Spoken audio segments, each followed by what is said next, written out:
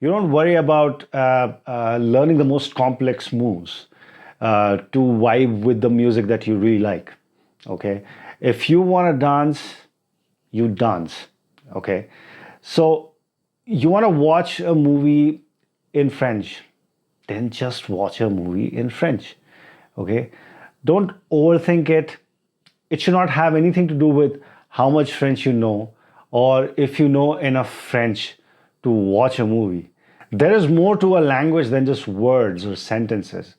Uh, there is culture, where it's located. Okay, what do the cities look like? And there is certainly more to watching a movie than just understanding the dialogues.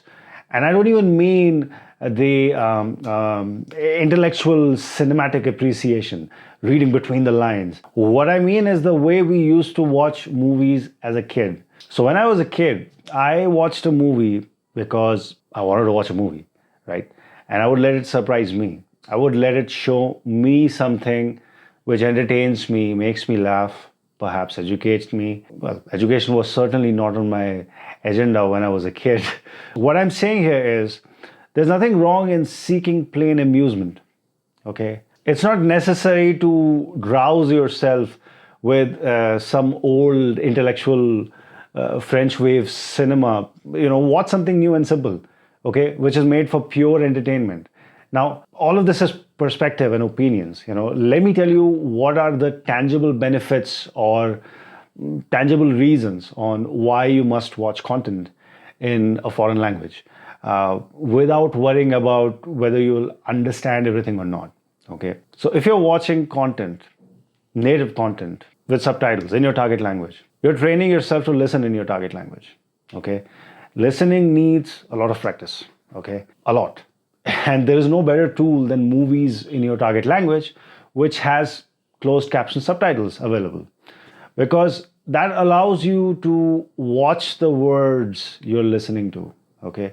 Because that helps you to train how to read silently, because you're getting exposure on how to pronounce every word, even when you don't understand it. But then, what about understanding dialogues then? Should you bother with translation at all? Should you look up words or sentences and how do they translate to in your native language while you're watching the movie? Well, if you're a beginner, you'll have to pause every 3 seconds to look up what's written on the screen, right? I don't recommend that. Why? Like I said, when you're watching a movie, you should just watch the movie, okay? You shouldn't worry about practicing. You shouldn't worry about learning. You shouldn't worry about grinding. Just watch the movie. It's that simple. Now, what about comprehension? What about understanding dialogues? You see, stories are a language unto themselves, okay?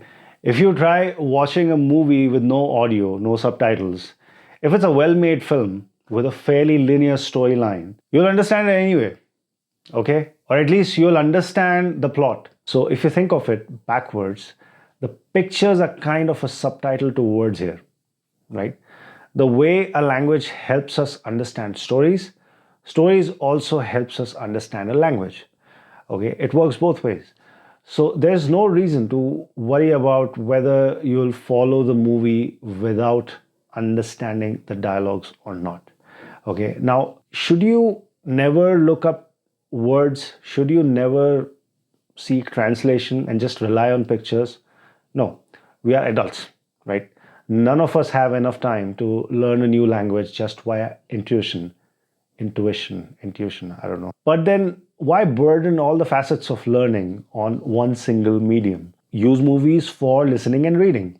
And for vocabulary and grammar, use standard textbooks, courses, flashcards. They are tailor-made to suit your level, right? We get sick of all this because we never apply what we learn, right? There is a reason it's called language and literature. Okay, it's just that it never occurs to us that literature can also help us understand language, especially with the tools that are available today. You can find multilingual subtitles running in parallel. There are so many Chrome extensions where you can click the word right on the subtitle to find out its meaning right away without having to open a new tab and then Googling it. But then you don't have to use all of it in one go. You will tire yourself out trying to spin too many wheels at the same time. I would rather keep the translations for a separate lab, where I'll just focus on improving my vocabulary, like doing the drills, which is different from freestyle, right? So memorizing vocabulary words, reviewing them, rehearsing the sentences, taking it apart, understanding its grammar. It all belongs to a separate bucket, okay? Separate routine. It's absolutely necessary to sharpen the foundation, okay? I know there is too much of, hey, don't study the language and let it flow through you. I don't know what that means, or I don't know how to do it. For me, there is absolutely nothing wrong in becoming a grammar nerd, geeking out on the nuances, studying the patterns, the structures. But then it'll be weird if you just spend time just studying music and never playing the instrument, or just studying the moves and never sit down for a game of chess. Because you think you're not ready and you're not there yet. Too many analogies. I hope any of it made sense to you. Do let me know what's your best way of studying a language, and how do you practice its application. Okay, how do you flow with it? Do you prefer taking input first, or you just start conversations right away with a native tutor? Type in the comments and let me know. And don't forget to love the process. I know it's a cliche, but every now and then just remind yourself while grinding flashcards that you love it, because language learning is hard. It takes forever. So you better find a way to love it. Yeah.